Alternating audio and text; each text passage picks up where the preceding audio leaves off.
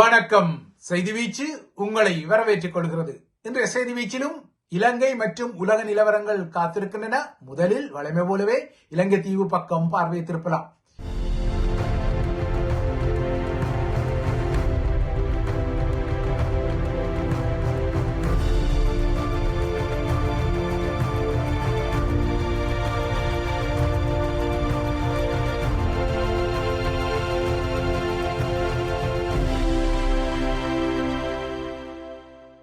இலங்கையை பௌத்த மதவாதத்தின் பெயரால் குழப்பிக்கொள்ள தெற்கிலிருந்து திட்டமிட்ட ரீதியில் இனவாத பாறைகள் உருட்டிவிடப்படுகின்றன.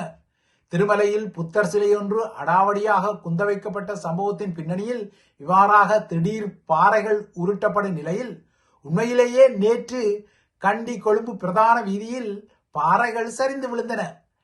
இவ்வாறாக திடீரென சரிந்து விழுந்த மரலை பாறைகள் சில உயிர்ப்பலிகளையும் ஏற்படுத்தியுள்ளன.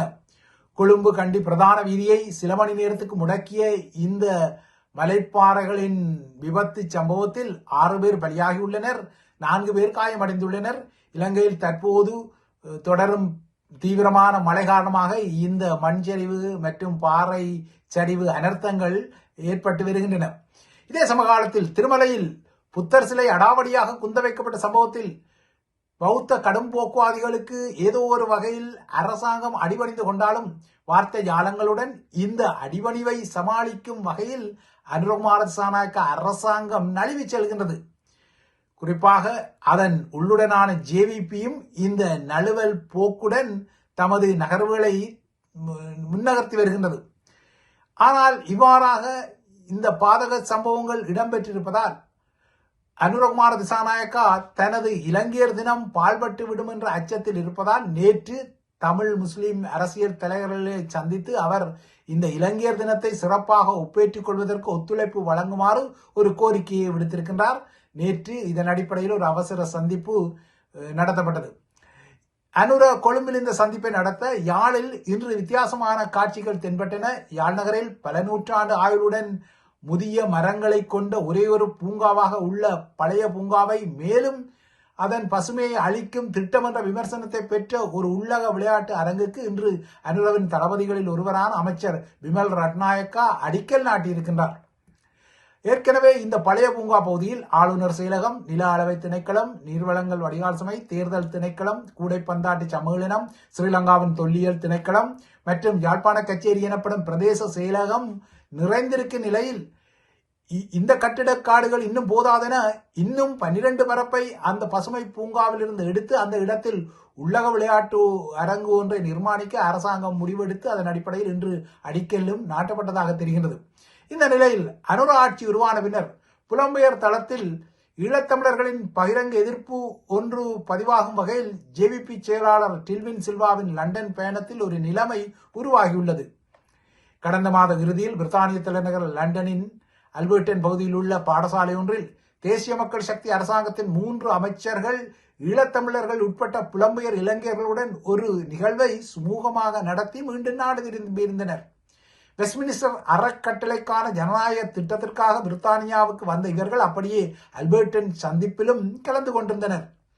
அனுர அரசாங்கத்தின் தமிழ் முகங்களில் ஒன்றாக இருக்கக்கூடிய அதன் பெண்கள் மற்றும் சிறார் நலத்துறை அமைச்சர் சரோஜா பால்ராஜ், சுகாதாரம் மற்றும் ஊடகத்துறை அமைச்சர் நலிந்த ஜேசித, அமைச்சர் ஹர்ஷன நாணயக்கார் ஆகியோர் இந்த அல்பர்டன் நிகழ்வில் பங்கெடுத்து நாட்டுக்கு திரும்பி இருந்தனர். இந்த நிகழ்வில் கணிசமான ஈழத்தமிழர்களும் கலந்து கொண்டிருந்தனர்.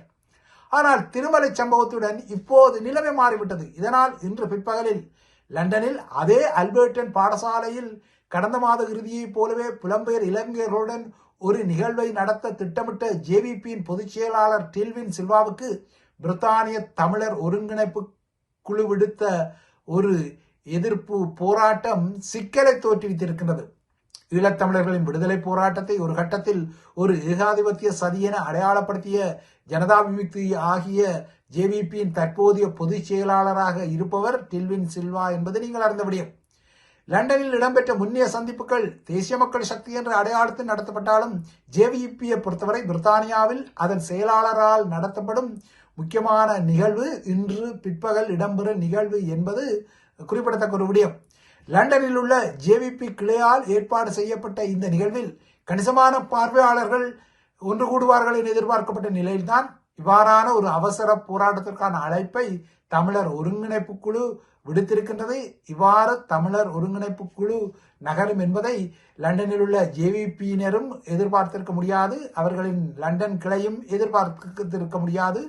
இதனால் இன்று பிற்பகலில் அல்பர்டன் சமூக பாடசாலை உற்றுநோக்கலை உருவாக்குகின்றது. முன்னதாக டில்வினின் லண்டன் பயணம் குறித்த ஒரு நாடிபிடிப்பை செய்வதற்காக கடந்த 14ஆம் தேதியன்று பத்திரமுல்லையில் உள்ள ஜேவிபி தலைமையகத்திற்கு பிரித்தானியாவின் உயர் ஸ்தானிகர், அதாவது ஸ்ரீலங்காவுக்கான உயர் ஸ்தானிகர் சென்றிருந்தார். அவ்வாறாக ஜேவிபி தலைமையகத்துக்கு சென்ற உயர் ஸ்தானிகர் ஆண்ட்ரூ பெட்ரிக் டில்வின் சில்வாவுடன் கலந்துரையாடினார். அவரது பிரித்தானிய பயணத்திற்கு பாதுகாப்பை வழங்கும் என்ற பிரித்தானியாவின் உறுதிமொழியும் உயர் ஸ்தானிகரால் வழங்கப்பட்டதாக தெரிகின்றது. ஜேவிபியுடனான தனது ஒட்டுறவுகளை தற்போது பிரித்தானிய அரசாங்கமும் அதிகப்படுத்த முனையும் ஆதாரமாக இந்த சந்திப்பு இடம்பெற்றிருப்பது ஒரு முக்கியமான விடயம். கனடாவின் பிரெண்டன் நகரில் தமிழீழ தேசிய கொடி நாள் கடைபிடிக்கப்பட்ட நிலையிலும் எதிர்வரும் 27ஆம் தேதி புலம்பெயர் நாடுகளில் மாவீரர் தினம் கடைபிடிக்கப்பட உள்ள நிலையிலும் டில்வின் சில்வாவுக்கு எதிரான இந்த போராட்டம் ஒரு முக்கிய அடையாளமாகிறது. தமிழர் ஒருங்கிணைப்பு குழு இந்த அழைப்பை விடுத்தாலும் இந்த போராட்டத்தில் அனைத்து தமிழ் தேசிய அமைப்புகளும் திரள வேண்டும், இணைய வேண்டும் என்ற ஒரு கோரிக்கையையும் அது விடுத்திருப்பது இங்கு குறிப்பிடத்தக்கது. டில்வின் சில்வாவுக்கு எதிரான இன்றைய எதிர்ப்பு போராட்ட அறிவிப்பால் தமது லண்டன் பயணத்தை நீட்சிப்படுத்தி நாளை மீண்டும் இலங்கை திரும்ப காத்துள்ள ஸ்ரீலங்கா சிஐடியினருக்கும் ஒரு இறுதி நேர உளவு வேலை இந்த போராட்டத்தை மையப்படுத்தி வரக்கூடும். தற்போது ஸ்ரீலங்காவின் சிஐடி குழு ஒன்று பிரித்தானியாவில் தங்கி நிற்கின்றது. இது குறித்து ஏற்கனவே செய்தி வீச்சு சில தடவைகள் கூறியிருக்கின்றது. ஸ்ரீலங்காவின் முன்னாள் அரசு தலைவர் ரணில் விக்ரமசிங்கவின் பயணம் தொடர்பாக சில விவரங்களை திரட்டுவதற்காக இந்த குழு பிரித்தானியாவில் தங்கியுள்ளது. ரணில் விக்ரமசிங்கவை பொறுத்தவரை அவர் இலங்கை தொழிலாளர் காங்கிரஸ் தலைவர் ஜீவன் தொண்டமானின் திருமணத்தில் பங்கேற்பதற்காக தனது மனைவி சகிதம் தமிழகத்திற்கு சென்றிருக்கின்றார். அவ்வாறாக சென்றவர் மதுரைக்கு சென்று தமிழக காவல்துறையின் கடுமையான பாதுகாப்புடன் மீனாட்சி அம்மன் கோவிலிலும் தரிசனம் எல்லாம் செய்திருக்கின்றார். ஆனால் இவ்வாறாக அவர் மீனாட்சி கடாச்சம்பர தரிசனம் செய்தாலும் அவரது முன்னிய பிரித்தானிய பயணம் அவரை விடாது துரத்தத்தான் செய்கின்றது. இதற்கான சாட்டைகளை ஜேவிபியினரும் தேசிய மக்கள் சக்தியினரும் சுழற்றிக் கொள்கிறார். பிரித்தானியாவின் வால்வர்ஹாம்ப்டன் பல்கலைக்கழகத்தில் இடம்பெற்ற தனது மனைவியின் பட்டமளிப்பு விழாவில் கலந்து கொள்ள சென்ற ரணில் அரசாங்க பணத்தில் 16.6 மில்லியன் இலங்கை ரூபாவை தவறாக பயன்படுத்தியதாக கூறப்படும் சம்பவம் தொடர்பாக இந்த விசாரணைகள் இடம்பெற்று வருகின்றது. இந்த விசாரணைகளுக்காக ஒரு சிஐடி குழு அசாதாரணமான முறையில் 10 நாட்களாக பிரித்தானியாவில் தங்கியுள்ளது. இந்த குழு ஏற்கனவே திட்டமிட்டதை விட அதிக நாட்களுக்கு தங்கியிருந்து இதுவரை 50 பேரிடம் வாக்குமூலங்களை பெற்றிருக்கின்றது. ரணிலை இருக்கும் வகையில் வாக்குமூலம் கறக்கப்பட்டவர்களில் லண்டனில் உள்ள ஸ்ரீலங்காவின் உயர் ஸ்தானிகர் ஆலயத்தில் பணிபுரிந்த முன்னாள் அதிகாரிகளும் அடங்கியுள்ளனர். முன்னாள் உயர் ஸ்தானிகர் சரோஜா சிறிசேனா, மைத்திரிபால சிறிசேனா ஆட்சி காலம் முதல் துணை உயர் ஸ்தானிகராக பணியாற்றிய மனோரி மல்லிகராட்சி, முன்னாள் அதிகாரிகளான அனுரா பிராண்டோ, கிருஷாந்த சுபாசிங்க ஆகியோரிடமிருந்தும் ஸ்ரீலங்கா சிஐடியினர் தரவுகளை கறந்தெடுத்துள்ளனர். இந்த 3 முக்கியமான அதிகாரிகளும், அதாவது தலைகளும், தமது ராஜதந்திர பதவிக்காலம் பிரித்தானியாவில் முடிவடைந்த பின்னரும் இன்னமும் இலங்கைக்கு திரும்பாமல் தொடர்ந்து லண்டனிலேயே தங்கியுள்ளனர். நாடு திரும்பினால் இங்கே அனுர அரசாங்கம் தம்மை கைது செய்து விடுமோ என்ற அச்சத்தில் அவர்கள் தொடர்ந்து பிரித்தானியாவில் தங்கியிருப்பதாக கூறப்படுகின்றது. ஆனால் இதேவேளை இந்த விசாரணையின் செலவீனம் குறித்து உள்ளபடி சொல்லிக் கொண்டால் ரணில் விக்ரமசிங்க 2 நாட்களில் பிரித்தானியாவில் தங்கி நின்ற போது 16.6 மில்லியன் இலங்கை ரூபாய் தவறாக பயன்படுத்தப்பட்டதாக கூறப்பட்டது. ஆனால் இந்த சம்பவம் குறித்து புலனாய்வு செய்யவென பிரித்தானியாவில் நிற்கும் சிஐடி குழுவோ ரணில் செலவிட்ட 16.6 மில்லியன் இலங்கை ரூபாயை விட தற்போது தமது விசாரணைகளுக்காக பிரித்தானியாவில் அதிக நிதியை செலவிட்டு விட்டாலும் பட்டலந்தவில் ஜேவிபியினரை துன்புறுத்தியதாக கூறப்பட்ட ரணிலை பழிவாங்குவதற்காக இவ்வளவு பணத்தையும் செலவிட தாம் தயாராக இருப்பதை இந்த அரசாங்கம் நிரூபித்திருக்கின்றது.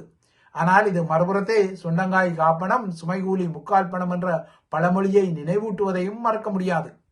ரணிலை மாட்டிக்கொள்ள வேண்டுமானால் எவ்வளவு பணத்தையும் தாம் செலவிடுவோம் என்ற ஒரு குறியீட்டு செய்தியை அனுர தரப்பு வெளிப்படுத்தியுள்ள நிலையில்தான் அதற்கு ஏற்ற வகையில் இந்த சிஐடி குழு கடந்த 10 நாட்களாக பிரித்தானியாவில் தங்கி நின்று ரணிலின் பிரித்தானிய பயணம் குறித்த தரவுகளை திரட்டி கொண்டு நாளை மீண்டும் இலங்கைக்கு திரும்ப உள்ளனர். அதன் பின்னர் தான் ரணில் மீதான இந்த கோவைகள் இறுதிப்படுத்தப்பட்டு அவர் புதிய வழக்குகளை எதிர்நோக்கும் வகையில் புதிய சட்ட நகர்வுகள் எடுக்கப்பட உள்ளன. இது ஒரு குறிப்பிடத்தக்க ஒரு விடயம். இதற்கிடையே இந்த சிஐடி குழு, அதாவது பிரித்தானியாவில் உள்ள இந்த சிஐடி குழு சட்டமாதிபர் திணைக்களத்துக்கு தெரிவிக்காமல் பிரித்தானியாவுக்கு பயணித்தமை தொடர்பான விமர்சனங்கள் வந்திருந்தாலும் அந்த விமர்சனங்களுக்கு விளக்கம் அளிக்கும் ஸ்ரீலங்கா காவல்துறை தமது காவல்துறை கட்டமைப்பு சுயாதீனமான ஒரு கட்டமைப்பு என்பதால் தமது விசாரணைகளுக்காக தமது குழு எங்கென்றாலும் பயணித்தாலும் அது குறித்து சட்டமாதிபர் திணைக்களத்துக்கோ இல்லையென்றால் வேறு துறையினருக்கோ தெரிவிக்க வேண்டிய அவசியமோ இல்லையென்றால் அந்த துறைகளிடமிருந்து ஒப்புதலை பெற வேண்டிய அவசியமோ இல்லை என குறிப்பிட்டிருக்கின்றது. இப்போது இந்த சிஐடி குழு லண்டனில் இன்று டெல்வின் சில்வாவுக்கு எதிராக இடம்பெறும் போராட்டத்தை ஒழுங்கு செய்தவர்கள் யார், அதற்கு பின்னால் உள்ளவர்கள் யார் என்ற விடயங்களையும் துருவி ஆராயக்கூடும் என்ற நிலைமை இருப்பதையும் மறக்க முடியாது. இவை இலங்கை விடயங்கள். அடுத்து உலக நிலவரங்களை நிற்க கொண்டால் உக்ரைனை மையப்படுத்திய அமெரிக்க ரஷ்ய திட்டங்கள், அதாவது 28 அம்ச திட்டங்கள் ஐரோப்பிய நாடுகளை விசனப்படுத்தியுள்ளன. இதனால் அந்த நாடுகள் பகிரங்கமாகவே கவலை தெரிவித்தன. இதனை அடுத்துதான் இந்த திட்டம் தனது இறுதியான முடிவு அல்ல என அமெரிக்க அரசு தலைவர் டொனால்ட் ட்ரம்ப் தனது சுருதியை தற்போது மாற்றியிருக்கிறார்.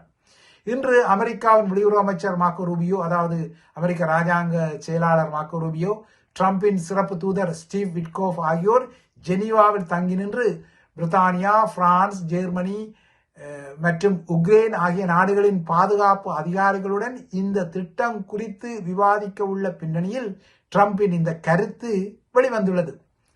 ரஷ்யாவுக்கு சாதகமாகவே இந்த 28 அம்ச திட்டம் இருப்பதாகவும் இந்த திட்டத்தை ஏற்றுக்கொள்ளுமாறு அமெரிக்கா தனக்கு அழுத்தம் கொடுப்பதாகவும் உக்ரைனிய அரசு தலைவர் விளாடிமிர் ஜெலன்ஸ்கி நேற்று முன்தினம் விசனத்தை வெளிப்படுத்திய நிலையில் இப்போது இந்த மாற்றங்கள், அதாவது ட்ரம்பின் சுருதி மாற்றங்கள் வந்துள்ளன. எனினும் இந்த திட்டத்தை ஏற்றுக்கொள்வதா இல்லையா என்றால் நிராகரிப்பதா என்ற விடயத்தில் உக்ரைனிய அரசு தலைவர் விளாடிமிர் ஜெலன்ஸ்கி எதிர்வரும் 27ஆம் தேதிக்கு இடையில் தனக்கு பதில் வழங்க வேண்டும் என ட்ரம்ப் குறிப்பிட்டுள்ளமை இன்னொரு முக்கியமான விடயம். இதேவேளை தென்னாப்பிரிக்காவில் நடைபெற்ற G20 உச்சி மாநாட்டின் நேற்றைய அதிகாரபூர்வமான கூட்டறிக்கையில் கூட உக்ரேனிய எல்லைகளை பலவந்தமாக மாற்றும் வகையில் எந்த திட்டங்களும் வரக்கூடாது என உறுப்பு நாடுகளால் வலியுறுத்தப்பட்ட விடயமும் இங்கு சுட்டிக்காட்டத்தக்கது. இவை உக்ரேனிய போர் நிலவரங்கள் தொடர்பான செய்திகள். இறுதியாக பிரான்ஸ் நிலவரங்களை நிற்க கொண்டால் பாரிஸ் நகர் உட்பட்ட இல் து பிரான்ஸ் பிராந்தியத்தில் நேற்றிரவு இடம்பெற்ற பனிப்பொழிவு காரணமாக இன்று காலை போக்குவரத்தில் இடையூறுகள் ஏற்பட்டுள்ளன. இன்று காலை வரை இல் து பிரான்ஸ் பிராந்தியத்தில் உள்ள பகுதிகளுக்கு செம்மஞ்சள் வானிலை எச்சரிக்கை விடப்பட்டது. போக்குவரத்து இடையூறுகளும் தொடர்கின்றன. இன்று மழைப்பொழிவு எதிர்பார்க்கப்படுவதால் இந்த பனிப்பொழிவு நீடிக்காதெனவும் இந்த மழைப்பொழிவு காரணமாக கடந்த 2 தினங்களாக நிலவிய கடுமையான குளிர் சற்று தனியும் எனவும் பிரான்சின் வானிலை அவதான நிலையம் தெரிவித்துள்ளது. பனிப்பொழிவின் நிலையால் இல் து பிரான்ஸ் பிராந்தியத்தில் வேக வரம்பு 20 கிலோமீட்டருக்கு குறைக்கப்பட்டுள்ளது. இவைதான் ஐபிசி தமிழின் செய்தி வீச்சு. தொடர்ந்தும் ஐபிசி தமிழுடன் இணைந்திருங்கள்.